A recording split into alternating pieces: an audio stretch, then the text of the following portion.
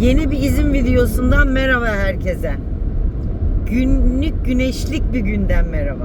Merhaba bakalım. Evet. Sırbistan'a girmiş bulunmaktayız. Evet.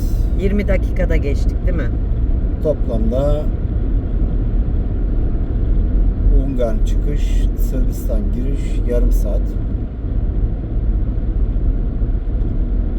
Sırp polisi bir şey dedi bana. Bagaj aç dedi de herhalde gümrüklük bir şey var mı diye öyle bir şey mi sordu anlamadım tabii. Kendi dilimde sorunca. Kızdı. Sonra ben anlamadığımı görünce kızdı. Elini böyle yaptı. Kapat dedi. Siktir git dedi bana. Ben de tamam dedim. Arayıp da bulamadığım şey dedim. Koca Ama arkadaş, böyle sert böyle. şu etraftaki tarlalara bir bakar mısınız? Adamların uçsuz bucaksız tarlaları var. Camlı kirlenmiş senin gene. Evet. Ucu bucağı yok tarlaların. Türkiye'de böyle birer dönümlük, ikişer dönümlük tarlalar görürsünüz. Buradaki herhalde en küçüğü 150 dönüm, 200 dönüm. Bilmiyorum artık. Bir de düz değil mi? Düzlük hep. Yani çok verimli arazileri var bunların. Çoğu mısır yetiştiriyor. Mısır çok görüyoruz yazın geçerken. Ayçiçeği falan da çok yetiştiriyorlar. Çiftçilik adamlarda ilerlemiş. Güneş de ta karşıda. Evet, güneşi de karşımıza aldık. Gidiyoruz.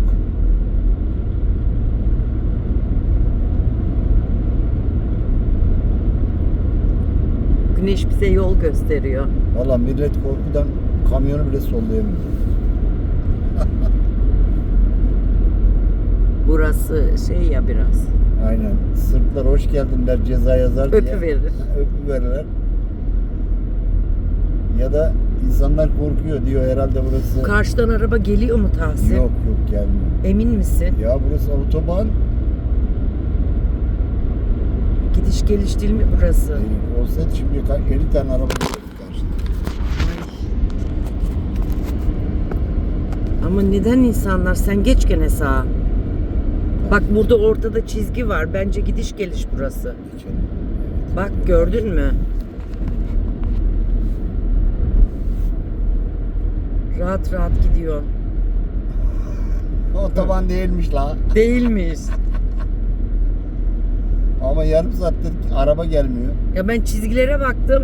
Eğer ki zaten tek gidiş olsa ortadaki çizgi bir kesik bir düz olmaz. Evet, az önceki çizgiyi görünce ben de dedim herhalde karşıdan araba gelebilir. Ya da şey düşündüm. Neden hani gidiş geliş olmasa niye kamyonun arkasında gitsinler? Aynen. Araba çıkabiliyor. Sen hiç sağa geçesin yoktu. Yoktu valla. Çatıyı görünce şimdi bu da gitme. Dayı oğlu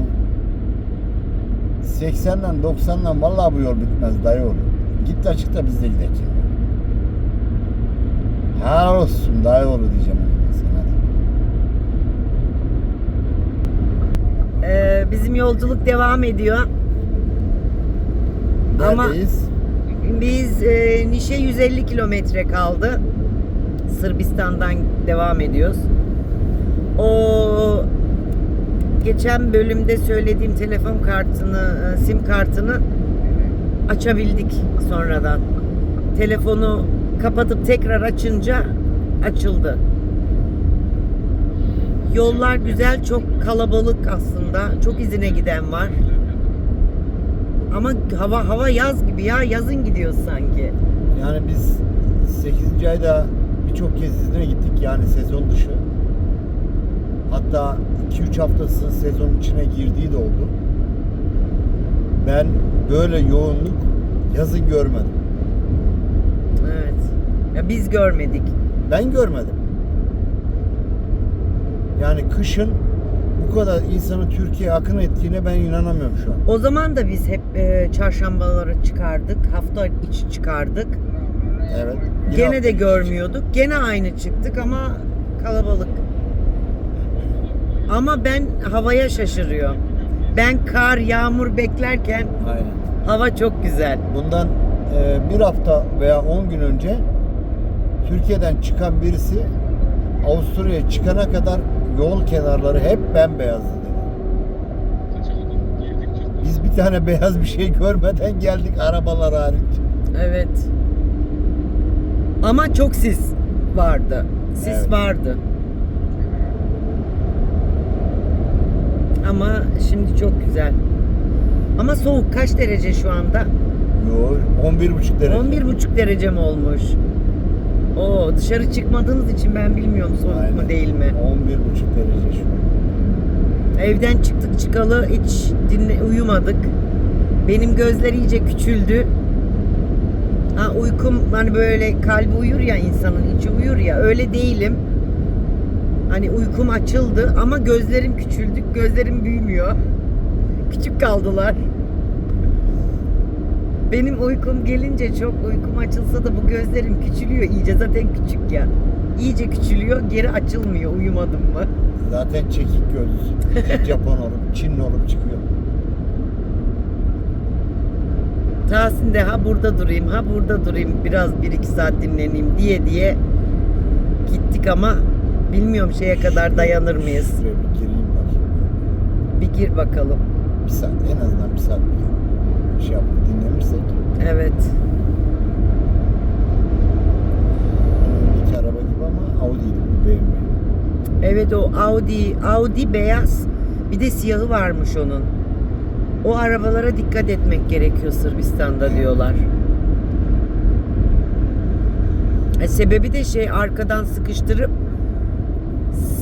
sana gaz verdirip hızlı gitmeni sağlıyor. Sonra da neden hızlı gittin diye önüne geçiyor, durduruyor, ceza kesiyor. Yani sivil polisler. Hani bize denk gelmedi şükür ama öyle söyleniyor. Otoban parası ödenen gişeler bile hiç bu kadar bir sıra görmedik oradan. Evet, Gelip hiç, lak hiç geçer, de. lak geçerdik. Şimdi sıra var. Aynen öyle. Bence bu sene yazın da olsun, şimdi de olsun, yazın da çok gişelerde sıra varmış. Bence giden geçen senelere göre daha da fazla. Sayısı O çoğaldı. yüzden. Lan dedim, kamyon üstüme mi geliyor? Ne yapıyor?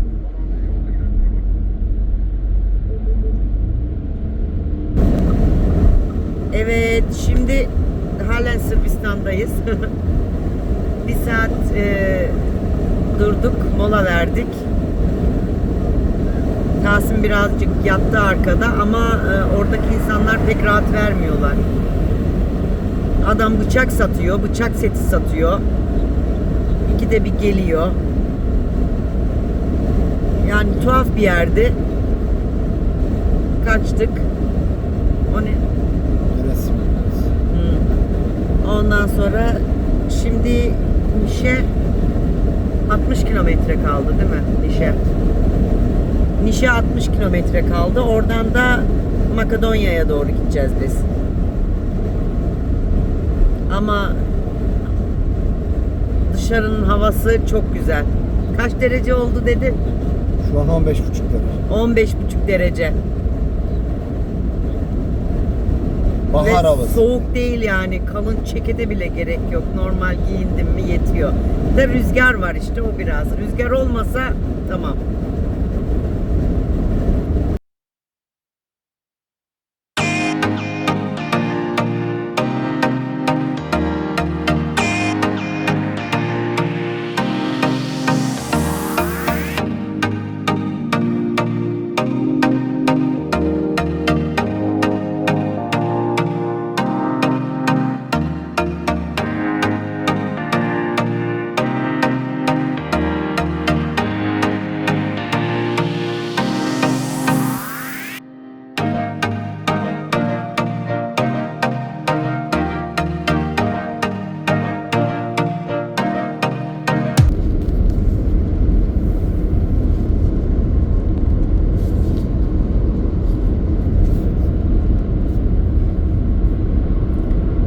Şimdi burası Niş'i geçtikten sonra Makedonya tarafına doğru.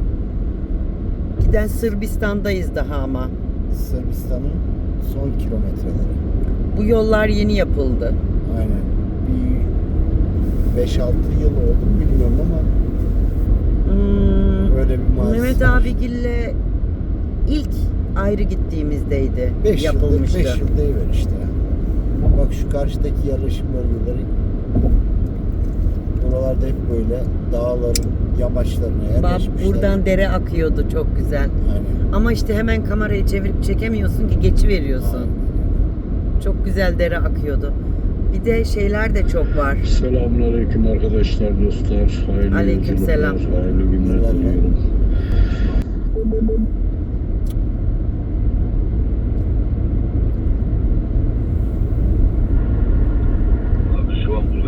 Tahsin beni biraz şımartmış. Dün Lidl'den bana bir paket Berliner almış. Şimdi az önce de 2 tane soğuk kahve aldı. Cappuccino. Hep ağzına layık şeyler. Evet. Yer durursun artık. Hı. Nedense yolculuk yaparken pek yiyesim gelmiyor benim. Yediklerimi eritemiyorum galiba. Hani hareket etmediğin için. Karnım da acıkmıyor. Bir tane yedim daha Berlin'den. Evde olsa 2-3 tane arka arkaya yiyor. Sen bana o kruvasandan ver yine de.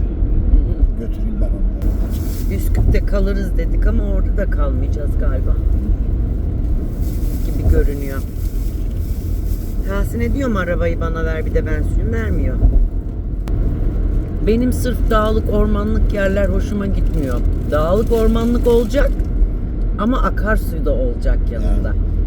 O zaman çok hoşuma gidiyor ve temiz olacak. Böyle dibi görünecek suyun, derenin. O zaman daha çok hoşuma gidiyor. Nerede bulacağız öyle yeri? İsviçre'de. Aha. München'in Neuschwanstein. Orada da öyle yer var. Sen orayı görmedin. Orayı da görmen lazım. İşe yarayacak yerlere beni hiç götürmüyorum zaten. Hı hı. Ben gidiyorum görüyorum. İyiyse seni götürüyor. Hı? Değilse götürmüyor. Mesela o Paten-Garmisch var. Orası da böyle iki dağın arasından böyle akıyor dere. Çok güzel. Schlucht gibi. Ama mesela München'de olsan oraya da gitmeye değer. Yalnız biz çok yürüdük dağın tepesine. O biraz yordu bizi ama güzeldi. Çıkışı çok kötüydü. Çok yorulduk.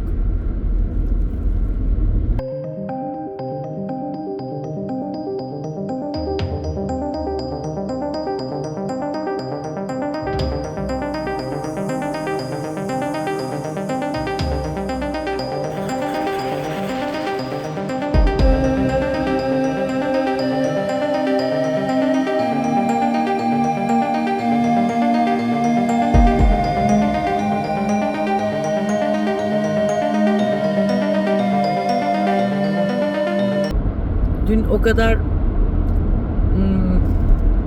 bizim Alman oturum kartlarımız gelmemişti. Dün aniden gelince böyle birden apar topar hazırlanıp evi temizle, yemek yap, ütü yaptım. Tahsin arabanın fren balataları mı? Fren balataları Değişmesi gerekiyordu. O gitti onları değiştirmeye. Onunla uğraştı. Hazırlandık. Akşam 8'de çıktık. Ama böyle birden hemen karar verildi. Kimseye de haber vermedik. Hiç kimse bilmiyor geleceğimizi. Gideceğimizi de kimse bilmiyor. Sadece binadaki komşularımın haberi var. Başka da kimseye haber veremedik. Küçük oğlum da okuldan gelince öğrendi zaten. Onun da haberi yoktu. Daha doğru. Yalnız babana pat diye karşısına çıkmayalım. Köye varırken sadece telefon açalım. Şey diyelim, birisi sana şey getirecek, paket getirecek, onu çık da kapıya alıver diyelim. Yok öyle değil canım. Hı? Geliyoruz biz de.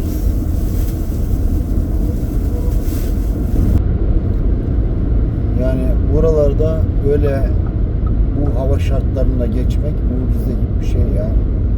Biz 12 kışın hiç gelmedik ama 12. ayın sonundayız. Etrafta bir damla kar yok. burada bile trafik var bak. Aynen. Yazın geçerken bu kadar bile olmuyor. Aynen. Şu an hatta ben başta hiçbir anlam verememiştim neden bu kadar kalabalık diye. Sonradan aklımıza geldi. Noel. Noel bunların bayramları, dini bayramlar olduğu için Avrupa'da çalışan, Avrupa'da yaşayan tüm buranın vatandaşları, bu çevrenin vatandaşları, Sırbistan, Yunanistan, Makedonya, geçtiğimiz ülkelerin vatandaşları hep aileleriyle beraber geçirmek için izne yola çıkmışlar. Tabii bunların arasında Türkler de var. 20-30 belki %20, %30'dur ama %70, %80 bu kalabalığın sebebi burada yaşayan yani saydığım ülkelerde yaşayan bu ülkelerin vatandaşları kendi aileleriyle beraber Noel bayramını geçirebilmek için geliyorlar. Ama şimdi dedik tenha olur, az kişi olur, yolculuk rahat olur. Vallahi hele Ungarn'da öyle bir yorulduk ki, Macaristan'da öyle bir yorulduk ki kamyonlar komple bir tek şeridi kapatmış. Sağ taraf zaten sırf kamyon dolu. Aralarına araç girme şansı bile yok. Sol taraftan Üçüncü şeritte bile var. Aynen. Kamyon. Sol şeritten yani zaten iki şeritli. Soldaki şeritten gelen bir sürü manyak var arkadan selektör yapıyorlar. Nereye gideceğim ben? Selektör yapsan nereye gideceğim yani? Hadi beni geçtin diyelim. Sen kaç tane araba geçeceksin? Yani o şekilde bir yolculuk yaptık. Bitirdik çok şükür de Makedonya'ya geliyoruz az kaldı. Tahsin bana arabayı niye vermiyor biliyor musunuz? Kullanayım diye. Niye verdin? Düşününce geldi aklıma. Söyle bakalım. Ben çok hızlı araba kullanıyorum da sen kapının kolunu bırakamıyorsun. Evet. Korkuyorsun. Evet. Ceza yerim diye. Evet. O hızımdan korkuyorsun ondan. Sen evet. Şimdi anladım. Direksiyonun başına geçince canavara dönüşüyorsun sen.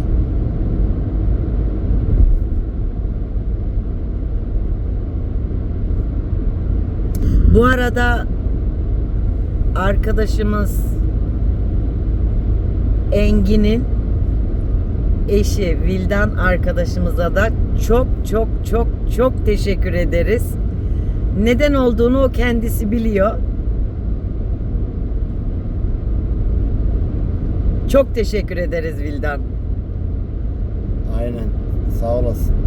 Çok sağ ol. Allah ne muradın varsa versin. Bu yolculuğun sebebi sensin. Evet.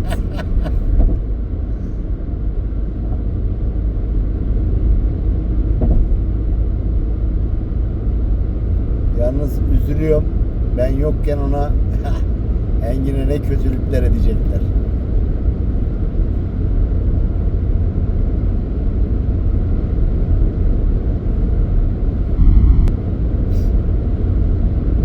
Sen de görüntülü olarak katılırsın. Yaparım. Masanın birine koysunlar bir tarafına görüntülü telefonlarını. Sen oradan bak. Kaldı az kaldı. Röstem Macaristan'da 45 dakikada sonra. Şimdi Sırp gümrüğünde bekliyoruz. Benim önümde böyle bir 15 araba var. Cihan abi sağ olasın bilgi için. Abi yine iyi. Yani şey bakımından alternatif kapıdan ona bakarsan 1,5 saat arasında fark olması lazım, tamam mı? İyi abi. Eğer Sırp kartı Bu tam Makedonya'ya yaklaşırken köyler Hala Sırp köyleri ama Müslüman köyleri, camileri ve minareleri görüyorsunuz. evet görünüyor mu Sağda, bilmiyorum. solda da var. Bu tarafta da var. Şuradaki köylerde hep minareler, camiler var. Para ödeme yerine geldik. Ve Sırbistan'dan artık yavaş yavaş Çıkıyoruz. çıkıyoruz. Bakalım burada ne kadar ödeyeceğiz. Hepsini yazdım bakalım. Sonra hesaplayacağım. Toplam ne kadar tutuyor bir gidişimiz.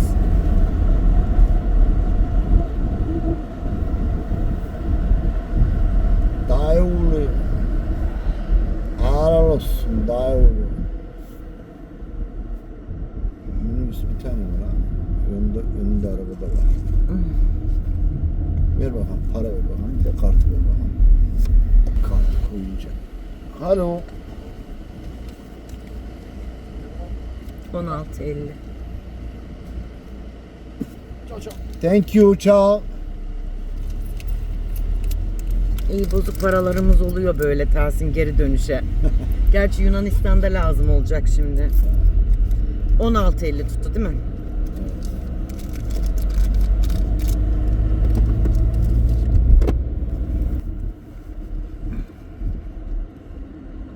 İkisi aynı yere mi yapmışlar? Haha ilerideydi öyle. Bildiğim kadarıyla ama belli de olmaz. Açmış da olabilirler. Sen sağdan vereceksin ama içinde kimse yok. İki kulübeler de onların aynı yerde galiba. O biz gümrük kalkmış dediydik ama bir yere almışlar ikisini de. Evet.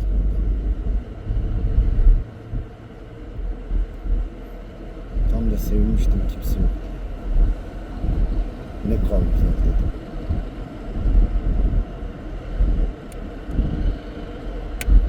Bir sefer öyle sandıydık ya. Nereye dalayım? Vallahi bilmiyorum nereye dalsan şey oluyor. Aynı bu. Evet, Makedonya'ya girdik. Saat kaç saatte, kaçta geldiydik? Ne kadar sürdü Saat ki? 16:26 şu an. Biraz kalabalıktı. Burası yaklaşık 40 dakika falan sürmüş olabilir. 40-45 dakika. Hayret ediyorum, rüşvet istemediler. Ama bayan vardı, utanıyordur herhalde. Yo, hiç utanmıyorlar vallahi. Bayan da istiyor. O yaşlı adam olsaydı diyecektim ona, O emekli isteseydi. oldu galiba. Ya da öldü o İsteseydi şerefsiz. ben ona diyecektim ki ya komşu her sene sen diyecektim. Her sene Ama sen. o adam yok gari. Ya öldü ya emekli ayırdılar onu. Ama dur bakalım çıkışta şimdi Ya her da- seferinde ya girişte ya çıkışta istiyorlar. Ya da rüşvet almadan onu içeri attılar. Bir de neyi fark ettik şimdi? Tahsin fark etti. Sırp polisinden Makedonya polisi yan yana. Aynı kulübeler Sadece içinde. arada bir geçit var ama karşılıklı. Kapıları var. Kapıları da camdan böyle. Bütün camdan. Yani Sırp polisi Makedon polisini görüyor. O da onu görüyor. Ama Makedonya polisi Kafa hizasına camını, kadar- kapının camını kafa hizasına kadar Oturduğunda kafa hizasına kadar görülmeyecek şekilde ve siyah folye yapmış. kapattırmış. Kapatmış. Sırp tarafında yok, Sırbistan tarafında ama Makedonya tarafında var. Rüşvet Yani aldığı- görmesinler. Aynen, rüşvet nasıl yendiği görülmesin. Senelerdir 5 euro. Ya. 3 euro bile versen kabul ediyorlar. Hani ne verirsen 2 euro da versen kabul ediyor. Param yok, kart var desen tamam diyor, geçiyor. Hayır desen yani inatlaşsan arabanı döktürecek belki. Problem çıkaracak. Yapıyorlar da öyle. Bakalım.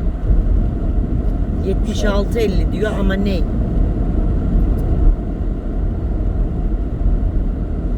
Aslında bunların parasını bozdurup ödesen daha karlı çıkıyormuşsun. O zaman kartla ödeyeceğiz. Ya kartla ödeyince de öyle mi oluyor? Daha Evet. karlı oluyor. Birebir oluyor. Evet.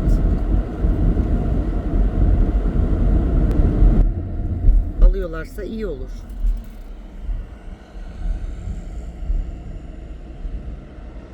Araba kaç para? 60 cent. Değil mi? Yok 1 euro. 1 euro. Onların parası da var bende. O yanlış paraydı o. Hayır doğrusu var. 40 50 60. Dene 1 bakalım. euro vereceğim. 1. Ha, 60 70 80 90 100.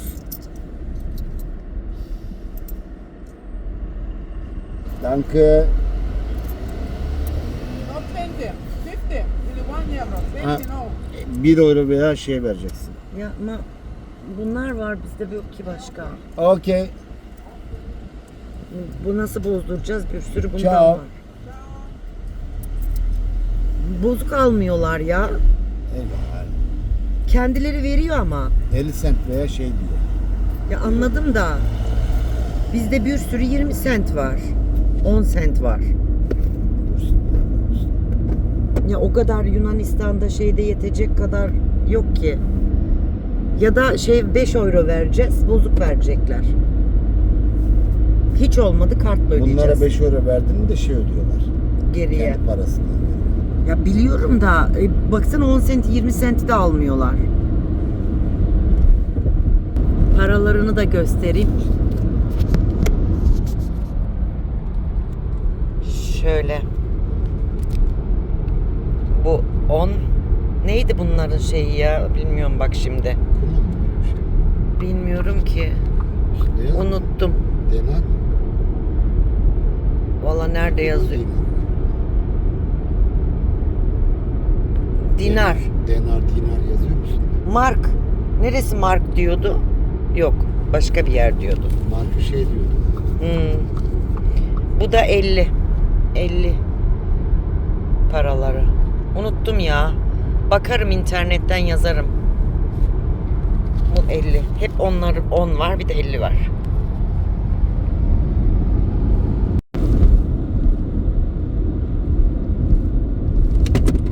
Makedonya'nın işte yolları biraz böyle. Böyle tık tık tık tık tık tık. Telefon kırıyor. Sallaya sallaya telefonlar düşüyor. Sen nereden gideceksin, soldan mı? Böyle. Ama bir süre sonra yeni yapılan otobana çıkıyor değil mi?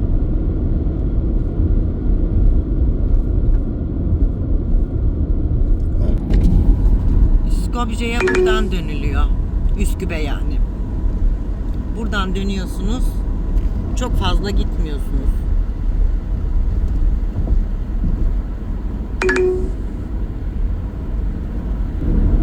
Makedonya'nın o hop hop yolları bitti. Bu yollar var. Burası gidiş geliş değil, sadece gidiş. Ya bilenler vardır da bilmeyenler için söylüyorum nasıl bir yol olduğunu. Bazen soruyorlar çünkü oranın yolu nasıl diye. Güzel yol ya, öyle kötü değil. Sadece ileride bir yerde bir bozuk yer vardı. Bakalım orayı yeni otoban yapıldı, onu biliyorum. 5 kilometre sonra. Böyle dağlıktan geçiyor. Sağlı sollu dağlar.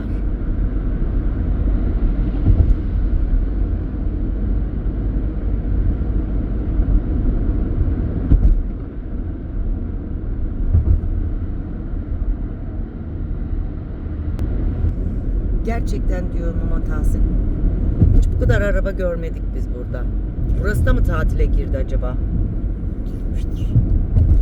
Vallahi girdiyse gümrük doludur.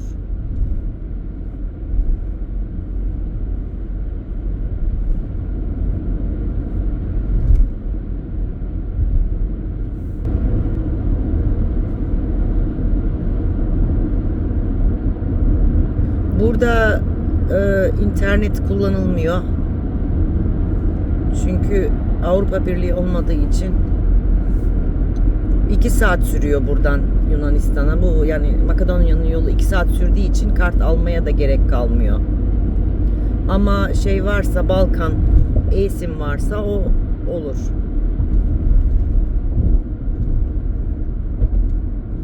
Zaten buraya girmeden önce Sırbistan'da Navi'ye verdim mi, navigasyona, internet olmasa da o götürüyor.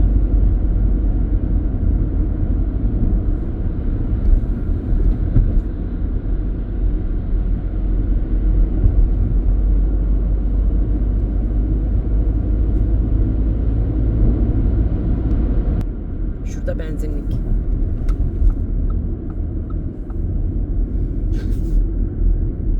Burada da kimse yok. Ama içeride var mı bilmiyorum.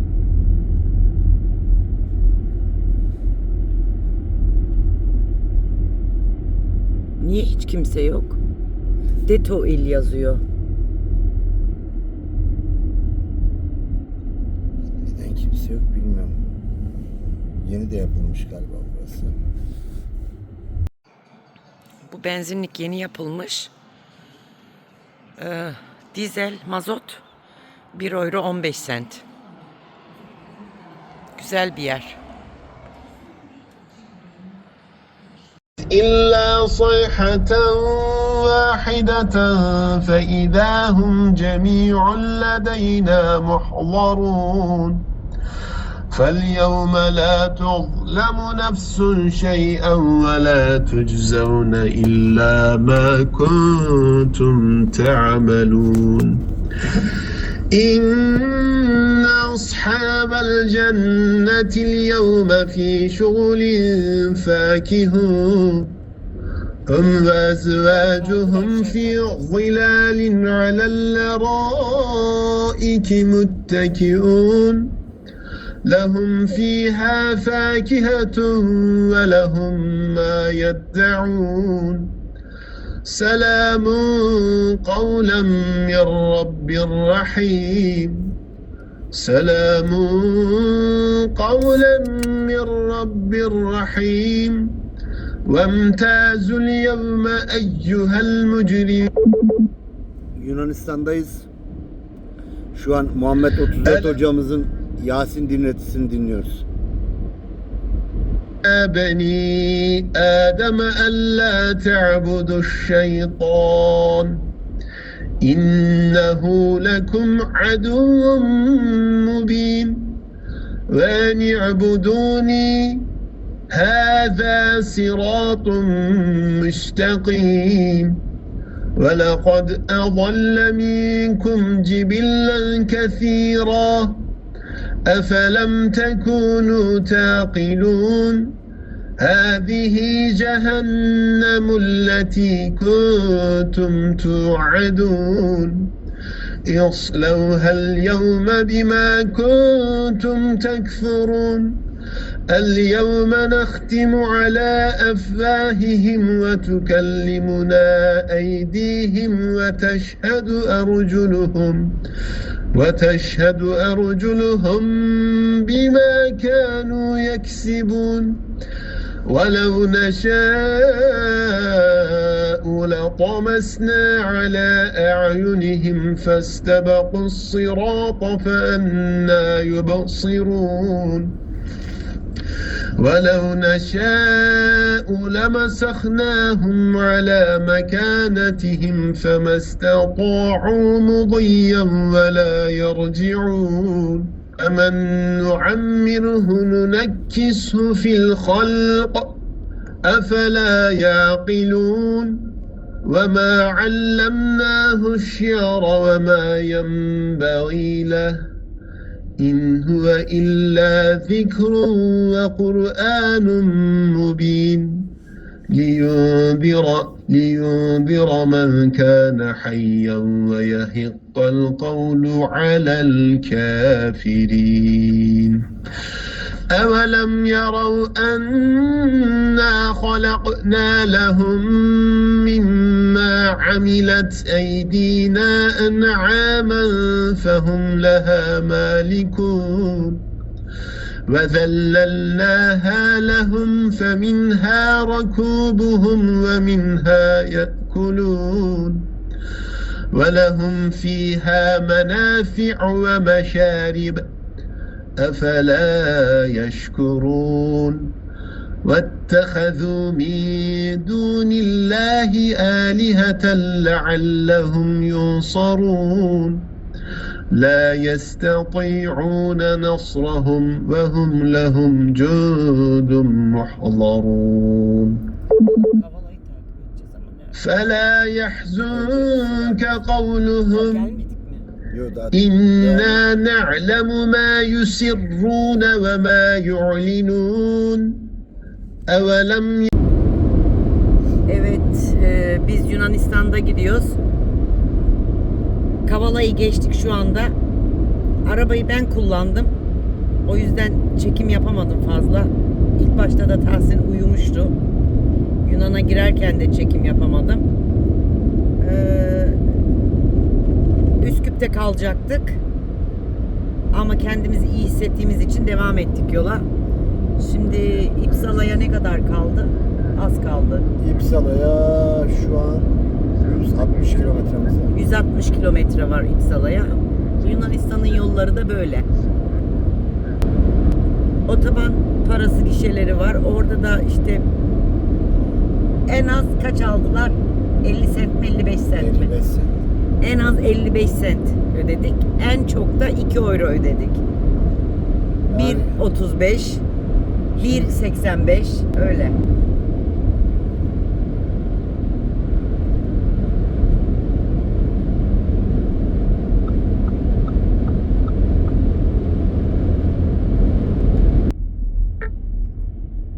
tamam hocam, ben şimdi Türkiye'ye girince Türkiye'ye aradım. girmeden aramaya uğraşacağım. Şu an İpsala gümrük kapısına geldim zaten.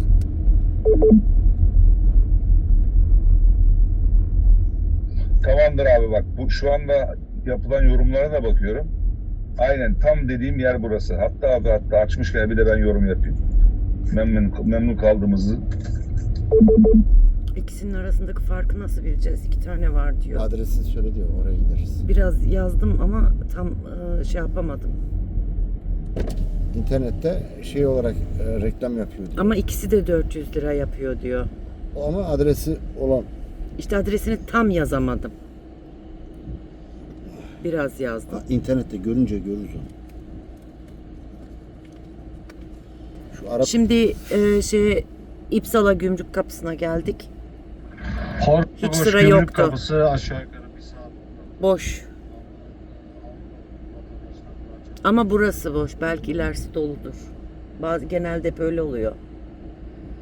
Çıkışlar az oluyor, girişler çok oluyor. dayı farlarını yaptılar ya.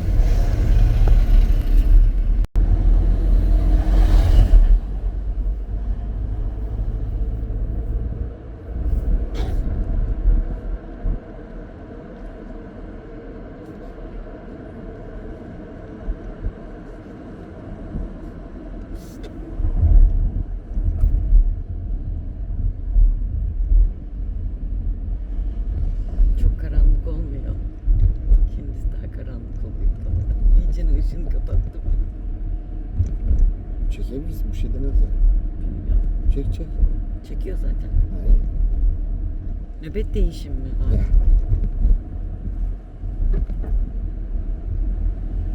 İyi bari yamaları biraz şey yapmışlar. Bunlar bizim askerler. Kapatmışlar. Değil mi? Bu Şuraya kadar onların daha galiba. Kırmızıdan sonra bizim. Şuradan sonra da bizim. Kırmızıdan sonra. Bu köprüyü onaracaklarmış. İnşallah. Kolay gelsin kardeşim.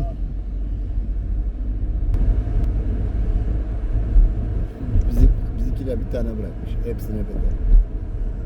Bu tarafta yok muydu?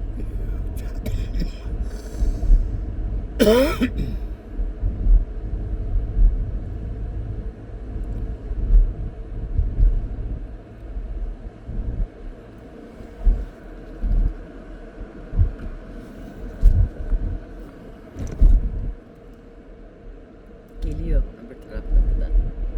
Geç kalmış, uyuyakalmış. Meriç Köprüsü burası. Öyle yazıyor. Meriç. Meriç Nehri. Oha. Aha, telefon düştü. Valla burada kıracağız galiba biz telefonları. Şu tarafa gidecektin.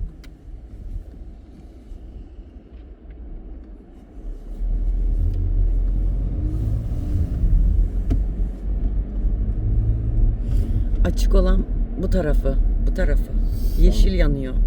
Neresi? Tahsin baksana yeşil nerede yanıyor? Ha. Bu tarafı dedim, bu tarafı.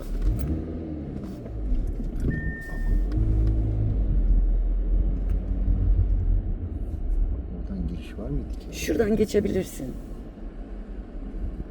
Bir şöyle göstereyim. Sağ aklıma gelmedi. Yeşil yanıyor orada. Sağ mı sol? Yeşil bir yerde yanıyor ama ya orada da kırmızı ama orada da var. Egal, fark etmez. Nereye gidersen. Hiç sorun değil. Oh, Türk bayrakları yağmış. hepsi aynı anda. Birden hepsi aynı anda yandı.